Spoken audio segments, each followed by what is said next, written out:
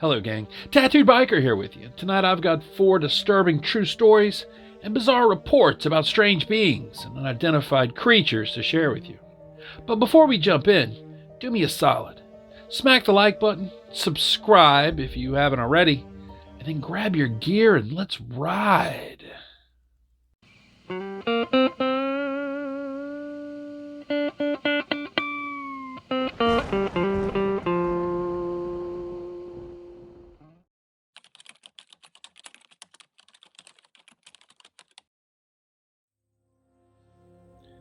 Dear Biker, back in 2012, I was working for a small security company.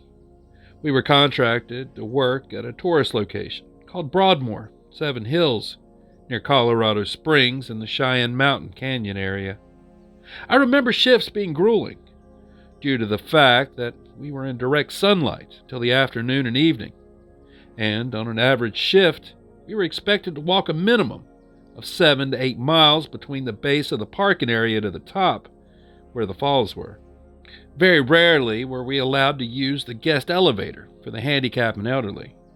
The whole park was on a hilly incline, so walking the top down was okay, but the bottom up was exhausting.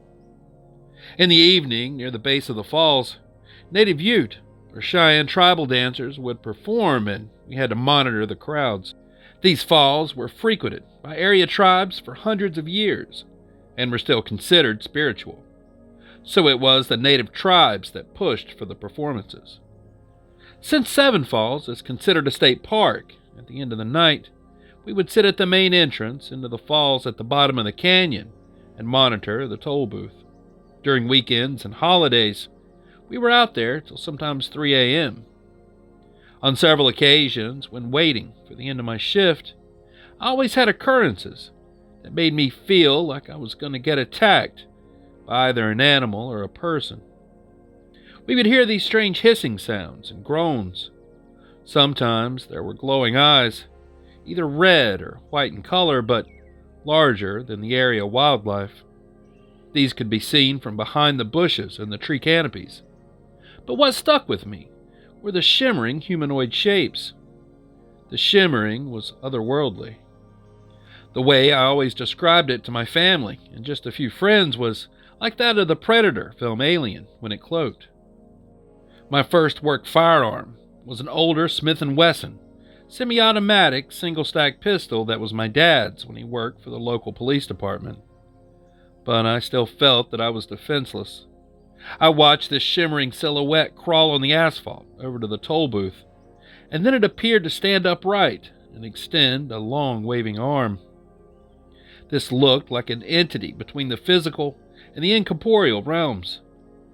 As I shifted my weight to get a closer look, I was struck by the glowing red eyes.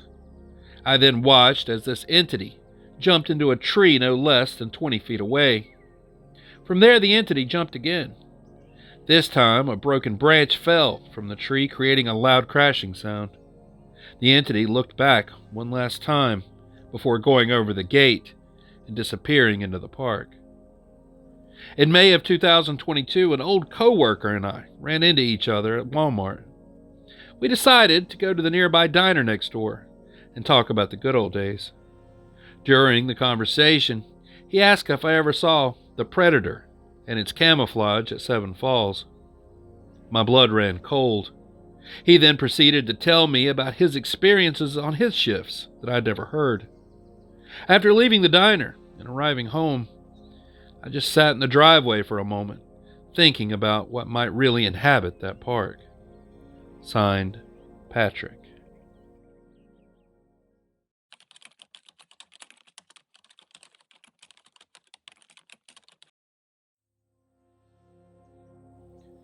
Dear Biker, last year I was on a 140-kilometer kayak trip in northern British Columbia. I was over my head, but that's beside the point. On the second day of camping, I was fishing for my kayak in the morning and I felt uneasy for some unexplained reason. I found a bend on the river I was on. I beached the kayak and started looking around. There were literally hundreds of these small, carved native tributes everywhere. These were carved rocks, showing screaming Sasquatch, for lack of a better term. I wondered who had put them there and why, but I soon realized that these were medicine man tributes. It was like this was a warning, but I ignored those thoughts. I also found tracks all over the place. They were just days or weeks old. I've got 14-size boots, and these footprints were much, much bigger than my feet. The prints had only 2 large toes, though, something I'd never heard of before. Before I left, I saw a bunch of small tracks with 2 toes that were half my shoe size. There were also native tributes buried in shore. I dug up a few as proof before I pushed my kayak into the water. When I got back to my companions, I showed them what I'd found. Now no one wants to associate with me. My native side tells me that what I found was pretty taboo. I'm scared to go back to my homeland and my native lands because I dug up a medicine man's tribute. I went back to the location recently, and I returned those rocks back to shore. I took tobacco as an offering, and I screamed to the Creator to forgive me and not punish my son. I'm a bush guy, but I've never been so scared in the wilderness before, or thought that I would ever be worried about a creature, but it's there, and I know where. I don't want to be exposed or treated as a bad person. I've gotten enough of that already.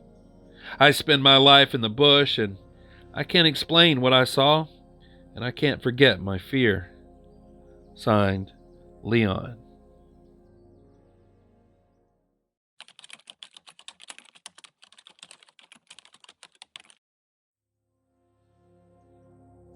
Biker, I've listened to some of your stories and reports about reptilian beings, and, well, I have some information that I feel needs sharing. If you promise to keep my personal information private, because I'm afraid that divulging what I know publicly might put me at risk. I have heard of and seen reptilian beings in the area 5 miles east of Phoenix, Arizona. The Superstition Mountains have been an area of encounters and is said to have both an alien base and laboratories under it. The military also have an underground base there and interact on experiments with these aliens. About 20 years ago, I encountered an individual that spent time exploring some of the old mines in the area. He had vanished for months before I ran into him again. I asked him where he had been all this time, and here's his story. He spotted a mine entrance on the west side of the main mountainside. He said that the mine, well, looked to be in good shape, so he started walking in the shaft. He had gone for about half a mile in when he saw a sign that said no entrance beyond this point. The mine shaft was still in good shape, so he went in about 100 yards. He told me that people seemed to come out of the walls of the shaft. Men in black uniforms questioned him and then took him to a holding area in Mesa, Arizona for 72 hours. There they questioned him again and found out his home was in Colorado. They gave him a plane ticket to Denver and told him to never come back to the Phoenix area. He asked me not to tell anyone that I'd seen him.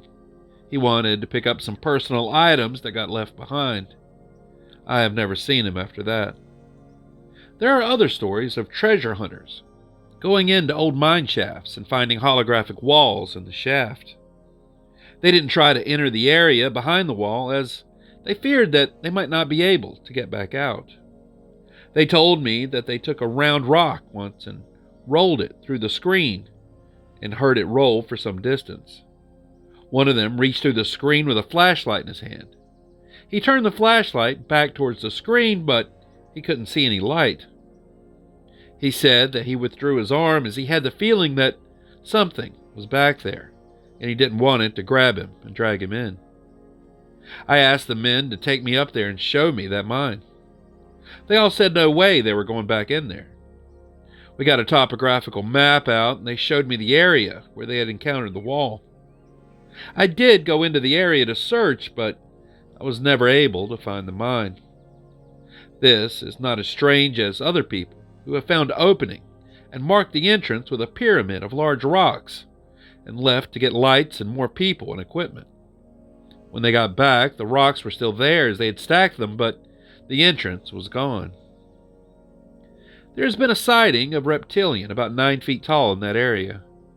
As soon as they sense that they are being watched, they vanish. People have also seen lizard beings about the size of a man with bat wings and a tail. They fly out to the openings in the cliffs in the twilight and also vanish if sensed that they are being watched. The Native Americans have seen these things for hundreds of years and have many legends about them. They say that they're shapeshifters and can make you see them in any form they want. I found this out on a personal encounter with a reptoid that I encountered on the trail. As I was walking up an inner trail in the mountains, I looked up and I saw a man coming towards me. He had appeared out of thin air, it seemed. As I walked towards him, I noticed his eyes, and they were reptilian, with vertical slits. When he sensed that I knew what he was, he hit me with a psychic blow that I can only describe as being hit in the head with a sledgehammer. It stunned me and almost drove me to my knees. As I shook it off, I looked up and he was gone. I had a headache for 2 days later after that, and I think that he could have killed me had he wanted to. This is just some of the strange things that have been seen up there. We've seen different types of alien craft that appear to enter the main mountain. Ghost orbs and UFO orbs have been seen in different areas for hundreds of years that disappear at the different old mines, wells, and some just enter the face of the mountain.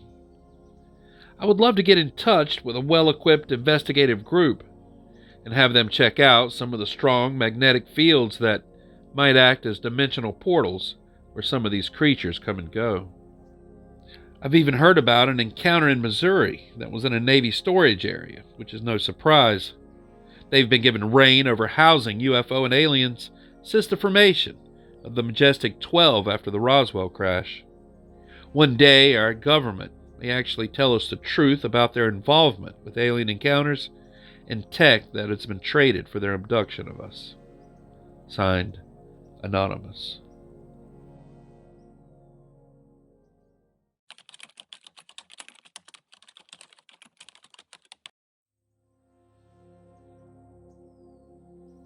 Hey TB, I enjoy hunting wild boar, though I've been deer hunting and have been known to get a turkey for Thanksgiving. For those of you that don't know, boar are a big problem in the United States. A sow can have 2 litters a year, and it's not uncommon for a litter to consist of 10 or more pigs. Given that pigs eat anything and everything, it's not hard to see why the Game Commission makes it legal to hunt them with almost no restriction. In my state, it's illegal to hunt most large mammals with night or thermal vision scopes, with the exception of boar and coyote. I've been saving for a year, mostly fun money. It's kind of hard to explain to your wife that a scope that cost literally twice as much as the rifle I was mounting it on was worth it. But I finally did it. I took it to the range and sighted it in. There was an area that was peppered with boar activity that I knew would be perfect for a night hunt. It was easily accessible with my truck, with easy-to-find spots that I could set up in that overlooked a large, easy-to-navigate clearing. The night started uneventful, mostly just me tinkering with my new toy, cycling through the settings. I'll admit I was a little impatient. I'd spotted multiple deer, but they were out of season. And like I mentioned earlier, my current setup wasn't legal for deer. I moved to another spot that I'd seen days earlier, and probably wasn't much better than my first, but moving gave me something to do, and a new angle to look around with my new scope. After an hour or so of glassing the area, it suddenly dawned on me. This spot doesn't have much animal activity at all. No rabbit or owls. The deer that I'd seen were hundreds of yards from where I was. Why was this pocket of land so dead at night, but lively in the day? I'd set up around 10 p.m., and it was around 2 a.m. when I started to think about just packing up, maybe setting up a target before I left. I heard a crunch come from the direction that I'd been before. I panned my scope over and I saw the silhouette of a small bear. It's important to note that my scope isn't exactly night vision. It's a thermal scope, kind of like a black and white version of what you see in the Predator movies. I adjusted my range and I zoomed in a little. I remember jolting a bit when I saw that it wasn't actually a bear, it was a man. Because he was so low and hunched over, I thought I was looking at a young bear. Is that a game warden? Surely not, it couldn't be. I would have seen the headlights coming up the road from where I was perched. And where could he have walked from? I was 30 miles away from anything and on public lands. I was just about to call out when I noticed that he was naked. No shoes, pants, or anything. And I remember being disturbed by his movements. They were jittery, like a squirrel or something, twitching and just grabbing at the leaves and stuff, sniffing around and palming the tree. Was that my tree? The one I'd been leaning against earlier. The very thought terrified me. Could he somehow smell me?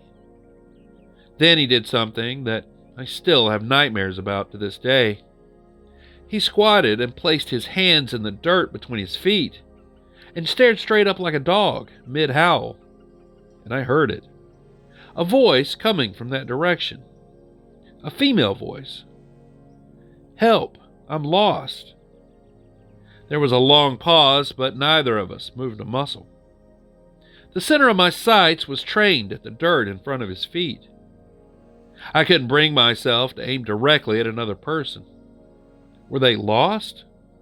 Was this just some guy that had gone crazy out here? And why was his voice so feminine? "Help, please, I can't walk," the voice called out again. And that's when I knew it was bullshit. Not only could he walk, when I first saw him, he was traversing the land with ease for a naked person. Doing it so well, actually, that I mistook him for a bear. That's a trap. This guy is trying to lure me to him with a damsel in distress routine. Luckily, the lack of activity before had caused me to pack up most of my gear. I think I may have left behind a hat and a sitting pad, but in that moment, I didn't really give a damn. I took my eyes off him for a moment to get my pack on. I buckled my chest strap and scrambled for my rifle. To my horror, he was in the same position, but his face was staring in my direction, and I swear I could see him smile. How the hell had he heard me get up and put my gear on? He must have easily been 150 yards away. "Screw off!" I screamed in that direction. He stood upright, and that's when it hit me how tall and skinny he was. Easily 6 feet and very lean. He took a few long strides in my direction, and I instinctively sent a round sailing above his head and into the tree line. He was freaky as hell, but he hadn't really threatened me. What would I tell the cops? As soon as I fired, he stopped dead in his tracks and hunched down on all fours. "The next one will mess you up, go away," I screamed out. He stayed there on all fours, and this time, I had my sights on the center of him. His eyes were just above the grass, like a large cat or something. I was trying to stop my trembling, and I knew that my voice had cracked a little on that last warning. I was absolutely terrified. That standoff probably only lasted a minute or two, maybe less, but it felt like forever. In an instant, he bolted left towards the tree line opposite the road.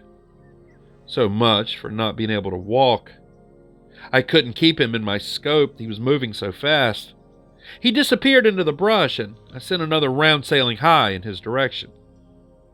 I racked another round and tried to pocket that mag and swap for a fresh one. But I dropped it, and I didn't even bother looking for it.